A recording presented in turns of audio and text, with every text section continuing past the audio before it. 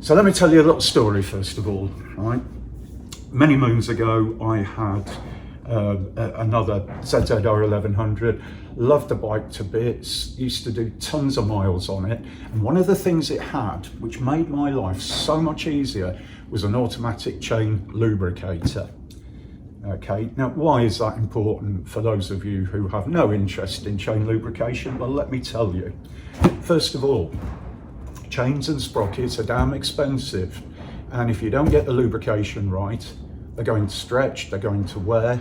What's even worse is if you're really bad at it, they're going to fail. And if they fail, especially on bigger bikes, going a little bit quick, you know, obviously within the limits, you can get yourself seriously hurt. So, you know, it's common sense. You're going to save yourself a load of money. Your bike's going to actually perform better if the chain's tensioned properly and it's all working as it should. And you're not going to kill yourself. Well, not for that reason anyway. So I've bought 2 kits, right? These are second-hand. Some stuff I already had. We'll get to that in a little while. Let's have a look and see what I bought. You probably won't be too impressed, but there again you might be. So, first thing, that is a chain lubricator, or more to the point, that little unit there is a chain lubricator. It sits within a larger reservoir. So this is what you call a touring pack for people who are going to do a lot of miles, okay? As you can see, it's quite a big bulky item. This unit here works by gravity. So what happens is you have a pipe coming off the bottom, you have oil in here. When the valve is opened, oil will naturally flow by gravity through a series of pipes. These ones are a series of pipes. And then you have a little fittings kit that sits on the swinging arm of the bike and just drip, drip, drip oil onto the chain.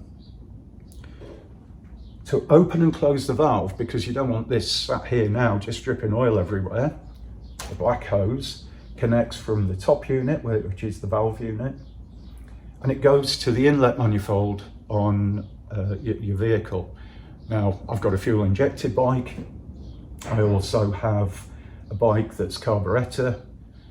It doesn't matter. Now, one of the things you have to be careful of is that obviously if you have too much oil, this is right on your back wheel. And what you don't want to do is cover your back wheel, your tire, or your brakes with oil. So I don't know, perhaps I'm talking wrong here, but when I set them up, what I tend to do is you're looking for a dry grey colour, consistent grey colour on the chain. So what that means is the oil's getting there. Obviously, it does pick up a little bit of contaminant, but it's not wet. And I find if you get that grey colour, you know, oil's constantly whilst you're riding dripping on the chain, it washes the contaminants off, but you don't get an instantly shiny chain. It just looks in good condition. Usually the rollers are slightly grey and matte. So that's what we'll be aiming for when we set this up. So the first thing we're going to do, let's get this removed. So I don't know if you can see this, there's several mountings on the Scott oiler, in particular a couple sort of around the filler unit. Probably just see the daylight through them, that's better shot.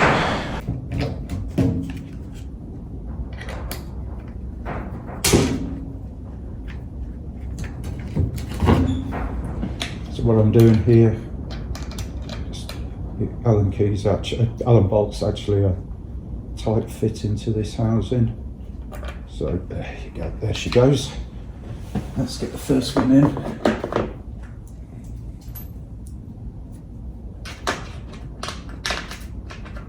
It'll fit a lot better. This makes everything so much more controllable. Right, looking good. Okay, so this little guy is the universal bracket to fit the pipe onto the swinging arm that's going to drip onto the rear sprocket and chain. So let's have a look and just see quite how that's going to work. A little bit cramped down here. I should really move the bike, but I couldn't be bothered, truth be known. So if we just that's better. So this is what's called a bobbin, and the idea of that is I can put a jack under this and I can lift the back wheel off the ground, so when I'm doing maintenance, if I want to clean the chain, etc, etc, I can spin the back wheel without it sitting on the ground. And the idea is this bracket sits behind the bobbin. So as you can see, it's quite a small bolt in there, probably 8mm. That's a really, really big hole, and it's not going to be suitable. We'll probably need to drill that out, but we'll use a smaller hole. So the first thing we're going to do is we're going to cut off some of this area back on the bench, grind it down and just make a nice job out of it. You know, don't want it to look ugly. We don't have to go massive on it because it's going to be hidden by the back of the bobbin here, but still it needs to be tidy. So let's crack on and do that then. Right, all good. So let's get myself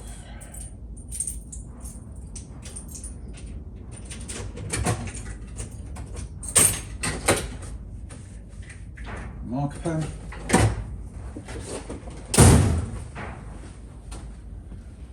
And a washer.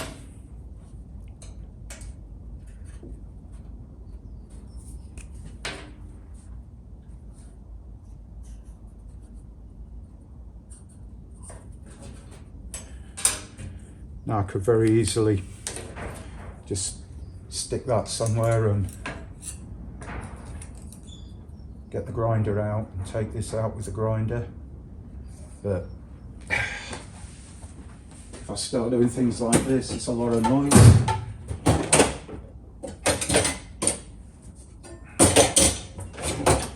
It's very thin normally.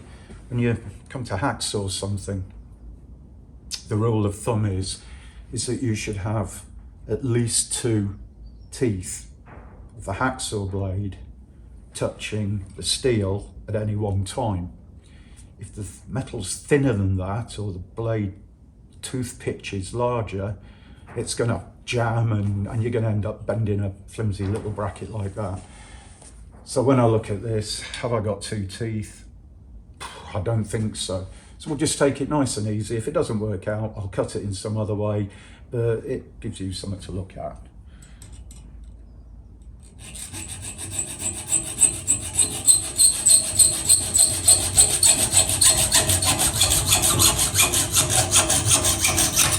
There you go, first one.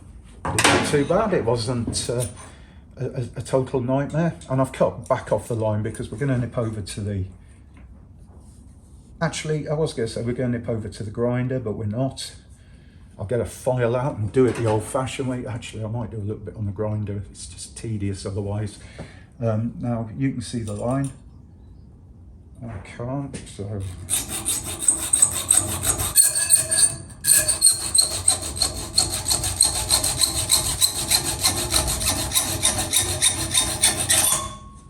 There you go. Item cut down. Let's have a go with the file. Now, one of the things that's going to be a bit of a problem here is that I really need to kind of hold that sufficiently to file it. It might actually not be as easy. Let's try that.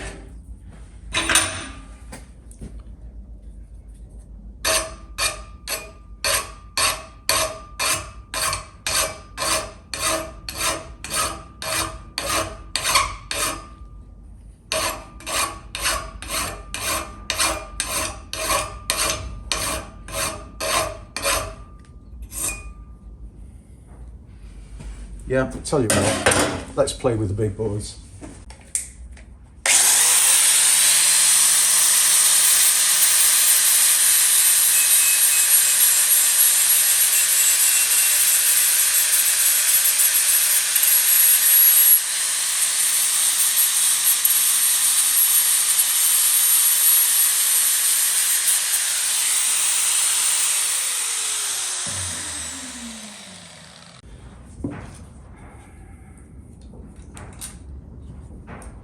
Sorry guys, you won't be able to see the line I'm grinding to.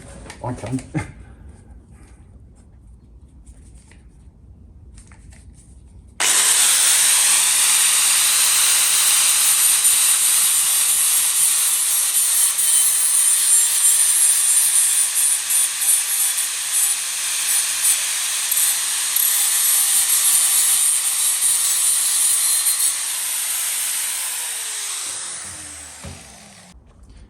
So one thing to note when you're drilling thin metal, like this bracket, is that the drill bit, being quite wide, will have a tendency to snatch into this bracket. It'll jam it in.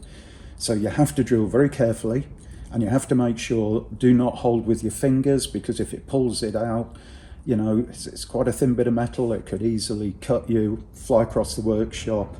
You know, so I've got it held here in a pair of vice grips, and let's give it a go.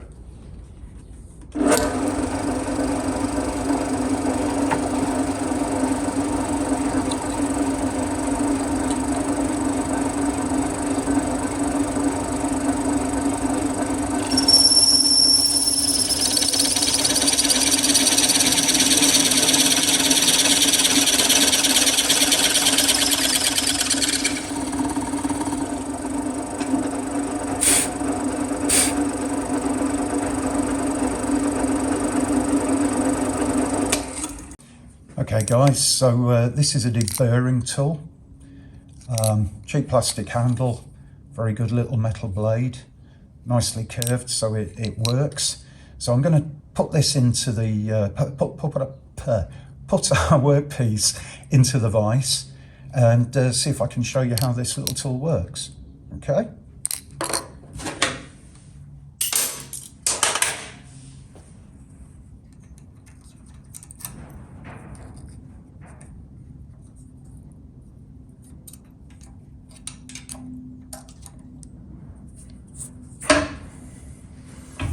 Okay, so let's just, what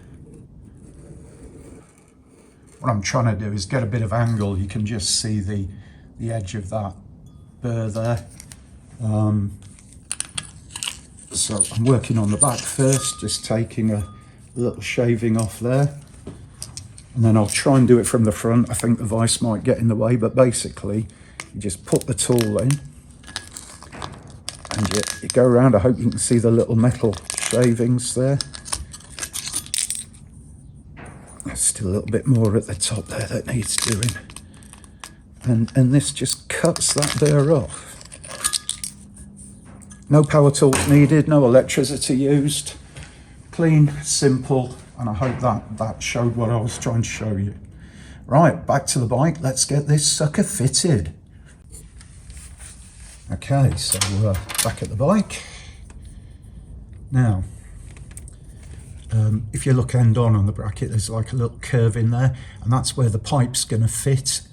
And because of the way we're actually mounting this, we want that curve to be at the back. So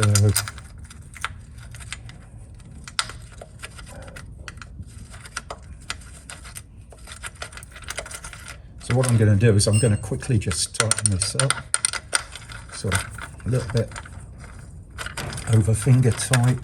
Once we, okay, that's probably not too bad.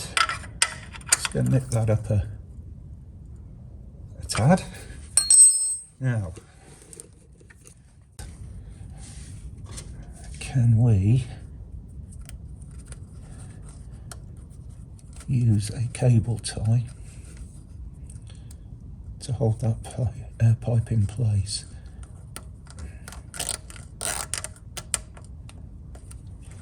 It's not looking bad, is it? So the next thing is I'm going to bring that in a little bit. So I put some pressure on here, bend that in so it touches the sprocket. It's actually looking pretty damn good, that is. And I think if I tighten it at that,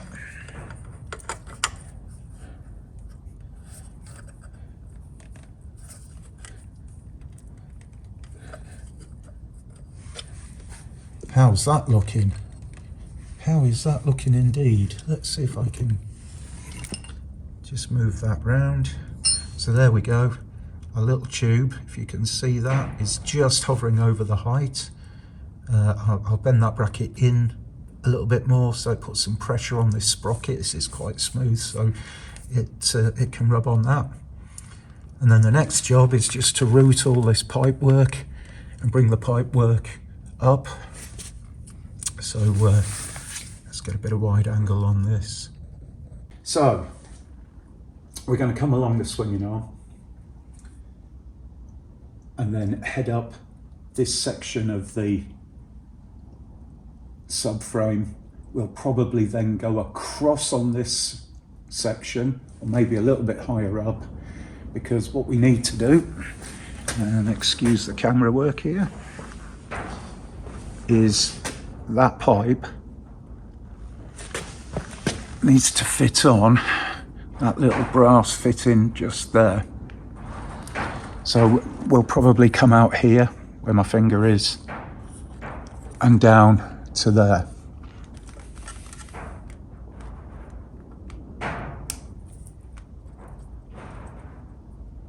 So this is quite a soft tube, and what we don't want to do is, in fastening it to the swinging arm, we don't want to crush it, otherwise oil won't go down it.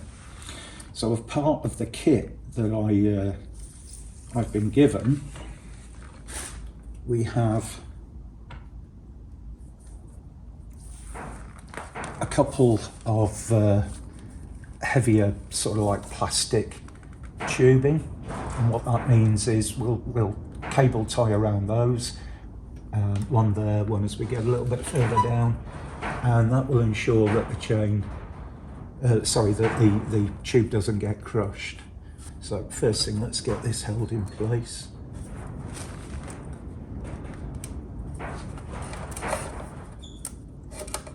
Will one cable tie be long enough? No, didn't think it would.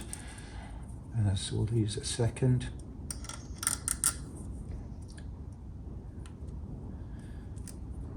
And because you go into a cable tie at a 90-degree angle, it's always better if you can get that on a corner. It will seat so much better. And as this is a temporary thing, I'm going to try and show you here. So we'll have the top one there. And what I'm going to do is actually fit this plastic tube in that groove there, because I think it will help keep it in position. Just bring that in a little bit more.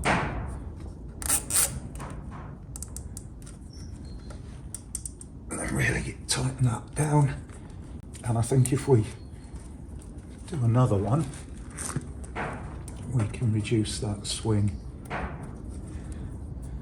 Do the same thing again. Put that on a bit. Put that through. Let's get that positioned. So, obviously, silver swinging arm, black cable ties, not very pretty. I will replace these. We're just mocking this up really for the moment. So I want that there, and then bring that right up. Didn't get them on the same corners, my bad, but as I say, just a mock up.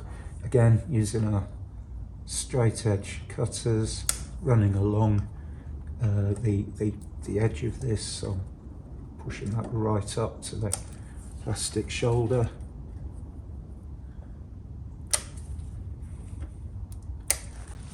Let's have a look. How can I do this?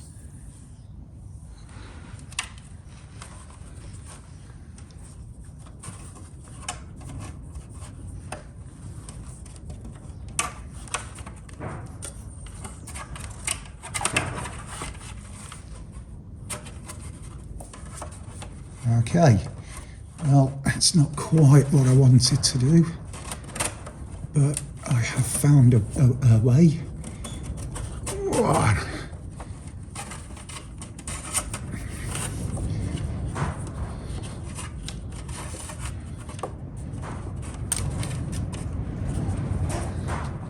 Right, now that's pretty much perfect because there's a small loop under the swinging arm. I mean, the chain could hit it, but this chain's way too loose. I think when the chain's tightened correctly, and maybe I'll just pull a little bit more through. That's better. That is down perfect. That pipe's now sitting very close to the swinging arm. If the chain's hitting that, it's hitting the swinging arm, and we've got our pipe coming out. Whoa!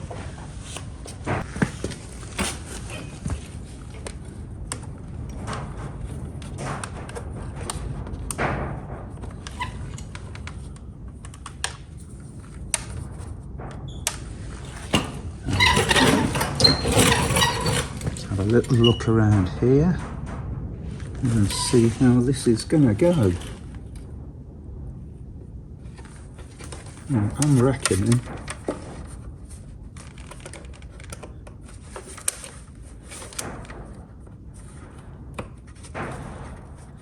there is a little tube sized thingy, or I could come up here. That's better. If I come up here, let's get this threaded through this way first, and then we can see how ugly or pretty that's going to look. Okay, so we've come out there. You need to sort of probably come to there. It's not perfect, it's not ideal, but what it does do, I think, is give me my Scott oiler. Let's have a look. So hopefully you can see that a little bit better.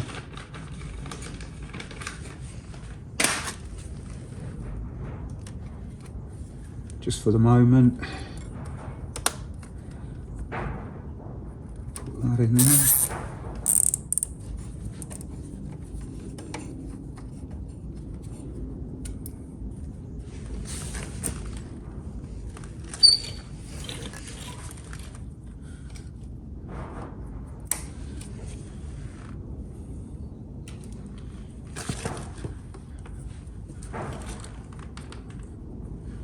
So, there we are, we've come out at the top. Ready? Yep, whole lot of fun.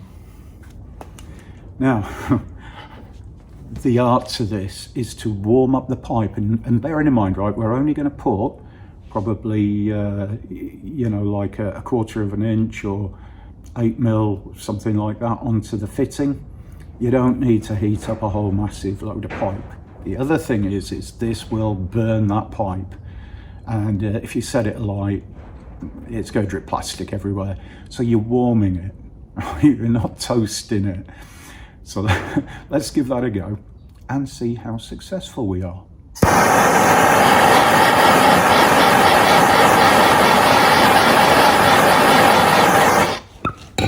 Hopefully quickly I can show you that now I can push that pipe on. Got it fully up to the top. Pipe's on. Nice thing is that's now cooling down, and because that fitting that I've put the pipe on is ridged, that will lock onto that ridge quite tightly, certainly oil tight, which is all we need. If I come through here and leave a reasonable bend on the bottom of this pipe so we're not crimping things up, something like, that's a little bit crimped up, but I don't think that's too bad. Something like that, that keeps that neat. And then, I was going to say under that pipe, but I don't really need to physically thread it under, I'll just pull it. And then I think we're kind of just in like this. I'm going to take this across the back. I'm going to slip that. I don't know if you can see this actually. Let's see if we can bring you around this side now. That might make more sense. So I've come up over the back light area. I'm going to try and get that under this. Let's pull that back out a second.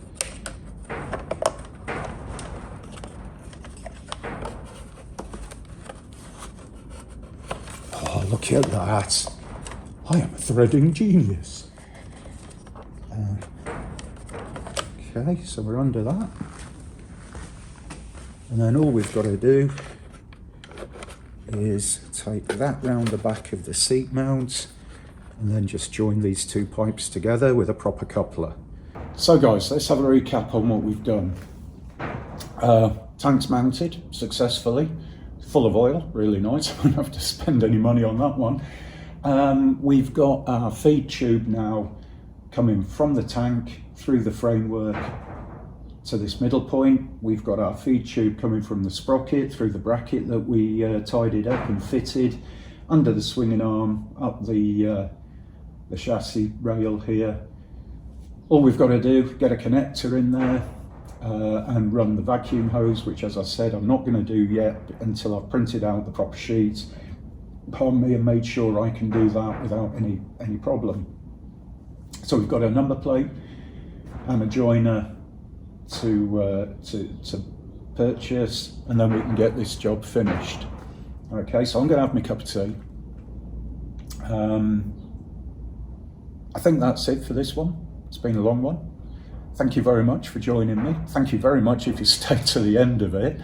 Okay, do me a big favour, if you like this, click the thumbs up for us, will you? I really would like to move on a little bit and be able to get better equipment and maybe produce some better videos for you.